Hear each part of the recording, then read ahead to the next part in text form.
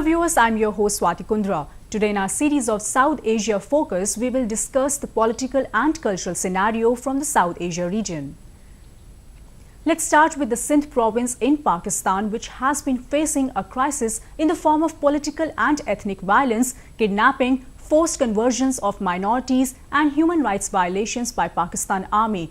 Indigenous Sindhis feel threatened to have lost their heritage and culture and have been demanding the establishment of an independent Sindhi nation called Sindhu Desh. We have a report.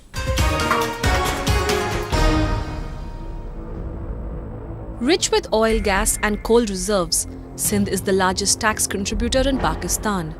Yet Sindhis remain among the poorest. Pakistan has not only been exploiting the natural resources of the province, but here the indigenous people are facing issues like religious extremism, sectarian violence and attack on minority Hindus and Christians. The human rights situation is grim as the state authorities are involved in extrajudicial killings and enforced disappearances of human rights defenders. With the regulation of internal migration within Pakistan, Sindhis are becoming a minority in their homeland. Many Sindhis who are forced to live in exile have been raising the issue of human rights violations at international platforms. So one of the key points is going on is the operation against our Sindhi nationalist activists and forced actually abductions and disappearance and the killing of the nationalist activists. So that's the one operations going on which is not in the media at the moment. The second element is just the forced destroying and destruction of the religious places of minorities like temples and churches and attacks on the minorities in Pakistan. This is another concern. The third most important concern is the economic and poverty issues in Sindh as well. At the moment, 75% of Sindhi people are living in abject poverty, and Sindh is one of the biggest contributor in the federal income. So we contribute about 68 to 69% of federal income, and still over 70 to 75% people are living in poverty. So we are demonstrating that international community should force the Pakistan government to make sure that every person living in Pakistan or oppressed nation should be have a right to shelter and food and basic needs, but also the protection of minorities and protection of the political activists and the freedom of speech. Sindhi people are marginalized and designs to eliminate them completely. So there are huge issues including enforced disappearances, extrajudicial killings, and then denying their development rights of social, political, lingual, and then the violence against religious minorities have reached to the unprecedented levels. Since late 1960s, a pro-freedom movement has intensified in Sindh, and many nationalist parties are active in demanding independence from Pakistan. Sindhis feel that they are a separate and a full-fledged nation and struggling for the self-determination of Sindh. Pro-separatist parties active in Sindh are the Jai Sindh Mutahida Mahaz, Jai Sindh Qawmi Mahaz and Sindh National Movement Party. In 1972, G.M. Syed proposed the formation of an independent nation for the Sindhis under the name Sindhu Desh. We are now joined by one of his followers and chairman of Jai Sindh Mutahida Mahaz, Shafi Muhammad Burfat. He now lives in exile in Germany. Mr. Burfat, why do you demand for an independent Sindh nation? देखिए, हम सिंधी एक कौम है, आज़ादी हमारा हक है और हम हज़ारों सालों से सिंधी हम बिलोंग करते हैं मोहनजोदड़ो की तहज़ीब से, और हमें अपना वतन, अपना देश जो हज़ारों सालों से आज़ाद देश था उसका नाम सिंधु देश था, और उस सिंधु देश की हम मुकम्मल आज़ादी चाहते हैं पाकिस्तान से, पंजाबी कब्ज़े से, पंजाबी इम्पेरियलिज़म से। इसलिए हमारा मकसद जो है वो सिंधु देश की आज़ादी है और हम उसके लिए स्ट्रगल कर रहे हैं। We have seen separatist movements going on in provinces like Balochistan, Khyber Pakhtunkhwa and Sindh. Do you believe it is because of Pakistan's growing support to Islamic fundamentalists? कि इस वक्त पूरी दुनिया के अंदर जो ख़तरा है वो इस्लामी टेररिज्म से है, और इस्लामी टेररिज्म को पाकिस्तान, उसकी ब्रूटल ISI एजेंसी और उसकी आर्मी उस सारे दहशतगर्द लीडर्स को, ग्रुप्स को पालते हैं, उनकी सपोर्ट करते हैं और उनको पूरी दुनिया में फैलाया हुआ है। आपने देखा होगा कि उसामा बिन लादेन जो अलकायदा का सबसे बड़ा दहशतगर्द था, वो उसको पनाह दी हुई थी। पाकिस्तान आर्मी ने अपने कैंटोनमेंट्स के करीब उसको छुपाया हुआ था।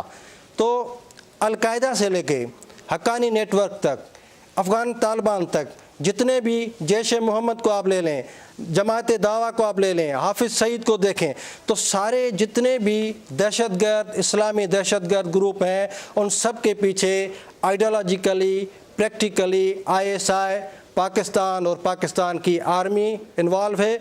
और वो इसलिए इस्लाम को पकड़े हुए हैं कि इस्लाम के नाम पर एक तरफ तो सिंधियों को ग़ुलाम बनाया जाए, बलोचों को ग़ुलाम रखा जाए, पश्तूनों को, कश्मीरियों को, सराइकियों को, और दूसरी तरफ उस टेररिज्म को पूरी दुनिया में फैलाकर और पूरी दुनिया में एक खौफ क्रिएट करके और दुनिया से सपोर्ट भी करते हैं। ये झूठ बोलते हैं। But Mr. Burfat, Pakistan itself is a victim of Islamic terrorism. Pakistan terrorism का विक्टिम नहीं है।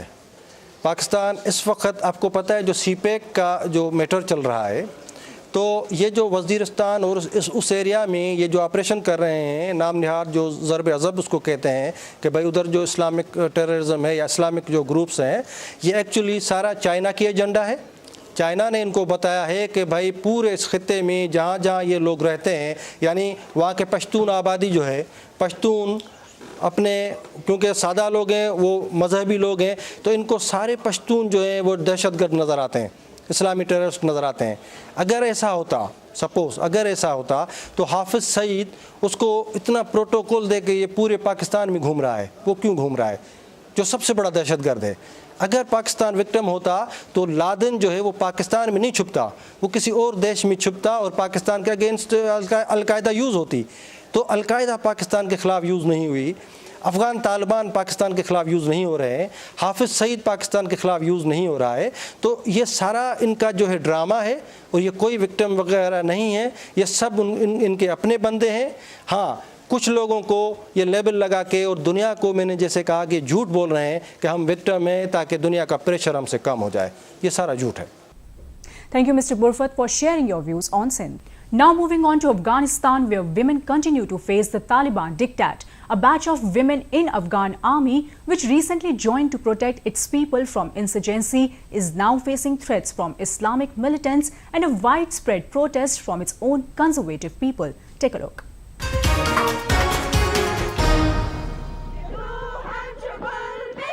These girls have shown courage and love for their country by stepping out of their homes to join the Afghan army to protect themselves and people from atrocities. But instead of taking pride in their nation-building contributory role, militants and conservative sections of Afghan society are threatening these female soldiers with dire consequences. These women go through equally rigorous training and comprehensive battle exercises as their male counterparts to be in a position to take on the enemy.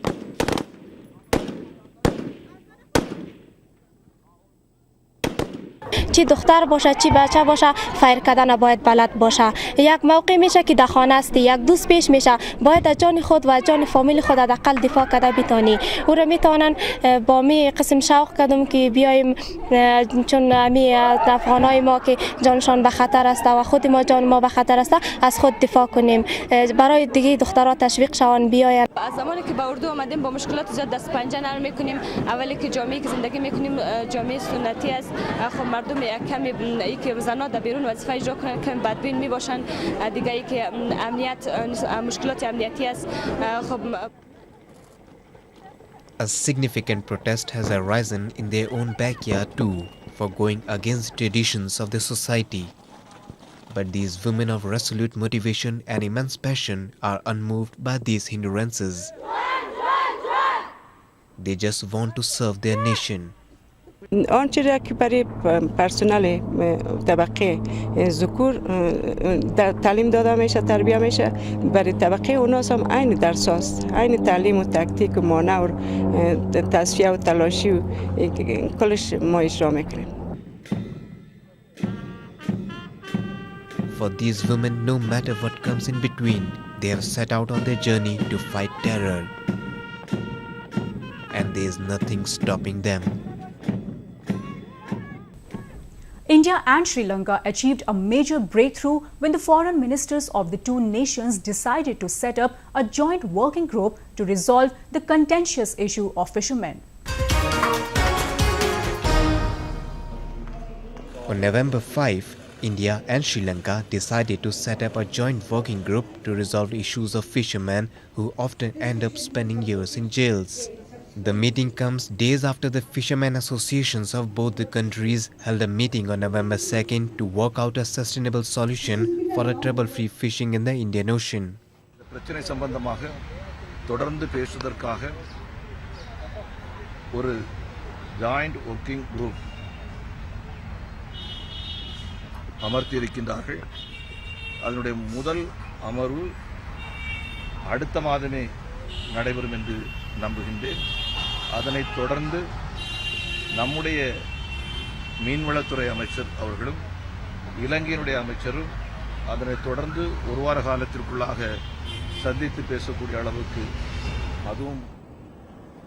In spite of the agreement of maritime borders signed between India and Sri Lanka in 1974 and 1976, the largely illiterate fishermen of both the countries stray into each other's boundary inadvertently for fishing in the absence of clear maritime line. The two sides have been involved in a bitter dispute over maritime boundary, leading to the arrest of fishermen. There have also been incidents of coastal guards firing at them to scare them from venturing into the seas claimed by both the countries. To get an insight into the issue, we are now joined by the President of Fishermen Care in Chennai, Mr. Peter Ryan. Mr. Peter, tell us the significance of this news for the fishermen community. India has to take a policy decision to restore the fishing rights of Indian fishermen in Pak Strait. So far, they have not taken a policy decision to restore the fishing rights enshrined in Article 6 of the 1974 agreement. So they have to examine it, whether they are having rights. Both the countries, the fishermen have rights to engage in fishing in Pak Strait.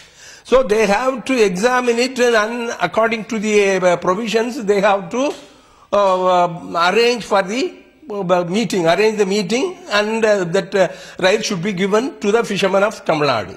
So if you take that article, what we have to see the article, what is in Article 5.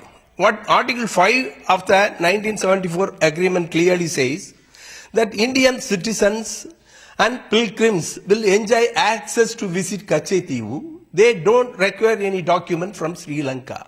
So anytime Indian citizens may visit Sri Lanka, they need not get the permission of Sri Lanka. Next, vessels of India and Sri Lanka will enjoy in each other's waters such rights as they have traditionally enjoyed therein.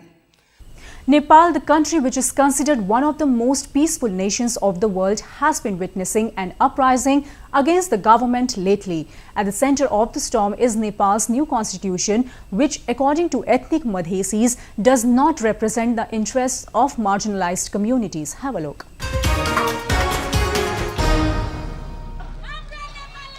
Nepal witnessed widespread protests by Madhesi community after its new constitution came into effect in 2015. Many people lost their lives in the violent anti-government protests. The Madhesi groups living in the Tarai say Nepal's new constitution, the first since the nation abolished its centuries-old monarchy, alienates their members, granting them low representation in parliament and government bodies. The agitators also demand redrawing of the internal boundaries and creation of two separate states on the basis of ethnicity. Previous government had agreed to the demands of the Madhesis, but soon a new government took over the country's reins and the demands of Madhesis were deferred. However, the new government led by former Maoist chief Pushpa Kamal Dahal, also known as Prachanda, has given some positive signals to the Madhesis, giving the protesters hope that their issues will be resolved soon. To speak more on this, we are now joined by Raghunath Podal. What is the major demand of the Madhesi community? देखिए, मधेशियों का जो मांग है उसमें से प्रमुख क्या लगता है कि प्रदेश के निर्माण के बारे में उन लोगों का कुछ आवाज़ है। वो थोड़ा सा सही भी है कि जो लोग मधेश में रहते हैं वो लोगों ने अपने अलग प्रदेश की मांग किया है कि उन लोगों का अधिकार सुरक्षित किया जाए। जैसे कि नेपाल में जब 7 प्रदेश होने जा रहा है उसमें से 2 प्रदेश मधेशियों ने मांगा है। अब मुझे भी लगता है कि अभी जो बना है 2 नंबर प्रदेश वो एक मध्य प्रदेश हो गया, दूसरा नवलपरासी से लेकर बर्दिया तक के दूसरा प्रदेश बनाया जाए तो भी ठीक हो जाएगा। तो इसमें प्रमुख राजनीतिक दलों नेपाली कांग्रेस, नेकपा एमाले और माओवादी केंद्र ने भी सोचना चाहिए कि ये मुल्क का आंतरिक मामला है। ये सभी लोग नेपाली है, जो लोग संतुष्ट होंगे, ये 2 प्रदेश देने से मधेसी लोग संतुष्ट है तो अपने विचारों में प्रमुख राजनीतिक दलों ने पुनर्विचार करना चाहिए और उसमें सीमांकन के बारे में उतना रिजिड नहीं होना चाहिए। What is the citizenship controversy regarding people promoted to the highest office in the country? जहाँ तक मधेशियों का मांग है नागरिकता के सवाल में, अब नेपाल सरकार ने अंगीकृत नागरिकता पहले से दे रहा था, अभी भी देने वाले हैं, दे रहे हैं। जो नेपाल में रहते हैं, नेपाल के कानून मुताबिक न्यूनतम अवधि नेपाल में जो रहे हैं उनको अंगीकृत नागरिक दे रहा है। नेपाल गवर्नमेंट अब फिर भी देंगे। दरअसल बात यह है कि जो अंगीकृत नागरिकता ग्रहण करते हैं उनको राज्य के उच्चतम पद में लाना नहीं चाहिए, क्योंकि जो यहाँ के लोग हैं ये राष्ट्रीयता के सवाल में अंगीकृत नागरिकता को विश्वास नहीं करते हैं। Moving on, India has plans to develop 100 smart cities and new economic corridors which will give a boost to airport infrastructure and aviation navigation in the country. The decision of the government to construct 50 new airports and expand the existing airports will see infusion of $120 billion in the sector. We have a report. The newly constructed and India's second eco-friendly airport in Vadodara was recently thrown open for public. Inaugurated by Prime Minister Narendra Modi, the new integrated modular terminal building is equipped with all facilities matching international standards. It is part of the central government's ongoing project to modernize existing airports and develop them on par with international airports. Constructed at a cost of $24 million, it is spread over an area of 17,500 square meters. Modern airport हैं। अब आप जानते हैं कि सरकार अभी जो भी एयरपोर्ट बनाती है नया, जो हम लोग बना रहे हैं वो सारे इस तरह का state of the art, green compliant और जितना कम एनर्जी यूसेज हो और पैसेंजर कंफर्ट्स में વધારો हो। और आप देखेंगे एक एयरपोर्ट सेक्टर ऐसे ही है जहां इंडिया के एयरपोर्ट्स आज के ज़माने में विश्व के कोई भी कंट्री के एयरपोर्ट के सरखामणी में हम लोग कंपेयर कर सकते हैं। India registered a growth of 14% in civil aviation sector during the last decade. The foreign direct investment in the sector during the last 15 years has touched $570 million. It makes India a favorite destination for foreign investors in the civil aviation sector. The government has allowed 100% FDI through the automatic route in greenfield airports, helicopter services and seaplanes, maintenance and repair organizations and flying training institutes. India is the fastest growing aviation market in the world today. The government has taken a proactive approach towards the development of the aviation sector, and we are targeting key reform policies across investments, opportunity, operations, safety and passenger amenities, as also infrastructure development. The sector provides 8 million jobs and contributes $72 billion in the country's GDP. According to International Air Transport Association, India will display the United Kingdom to be the third largest civil aviation market with 278 million passengers in 2026. The upgradation and construction of new airports in the country is part of the government's regional connectivity scheme. When we talk about India, how can we forget its delicious and lip-smacking food? Recently, the Great Indian Food Festival was celebrated in the national capital, New Delhi. Food lovers from across the country thronged to the festival for a gastronomic adventure.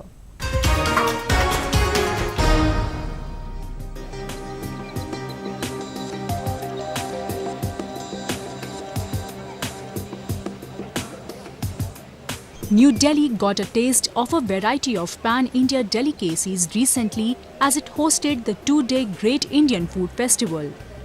Chicken kebab, nahari, biryani, gulab jamun and Amritsari kulcha were some of the popular street foods that featured in the festival menu. A total of 75 stalls offering authentic cuisines from 12 states were put up in the festival. Stall का नाम मैंने वैसे रखा है feel इन पंजाब। ये सारी आइटमें जो है पंजाब की मशहूर हैं। दाल मखनी है, छोले है, कढ़ाई पनीर है, शाही पनीर है, मक्की की रोटी है और सरसों का साग है, जो आजकल इस मौसम के हिसाब से बड़ी फेमस है। इसलिए हमने सारी आइटम पंजाब के नाम से ही फेमस की फील इन पंजाब, कि आप दिल्ली में रह रहे हैं और पंजाब को यहाँ टेस्ट करें। इससे क्या है कि आदमी को फील होता है कि हाँ मैंने पंजाब में खाया, तो आज जो पंजाब नहीं जा सकते वो यहाँ खा सकते हैं। तो उसमें टेस्ट आता है। अमृतसरी कुलचा है, मक्की की रोटी है, मिस्सी रोटी है, तो सारा चटपटा स्वाद हम उनको देने की कोशिश करते हैं। Apart from the street food, the festival had another favorite of Delhiites, tea. Chai Point, a tea stall at the festival, was among the most visited. Good footfall, nice people, people who enjoy chai. Real India is here. A lot of youngsters, a lot of youth. So in terms of brand visibility, there is a great amount of recall. We are happy to be here. The visitors were seen making the most of the wide range of food items. The aroma of the food filled the venue and spread to nearby areas, pulling in more people. They are really very tasty, mouth-watering obviously, and I am a big foodie. I love it, तो मैं तो बहुत ही excited रहती हूँ, इसलिए मैं हर बार volunteer कर लेती हूँ. In terms of like food, it was like quite amazing. I tried like momos, pav bhaji. I've tried like many. I've gone to many stalls, like clothes stalls. There are like crafts over here, like God sculpture. While the food festival attracted many regulars, the first-timers too left satiated. With that, we come to the end of this week's episode of South Asia Focus. Be with us again next week at the same time. Goodbye until then.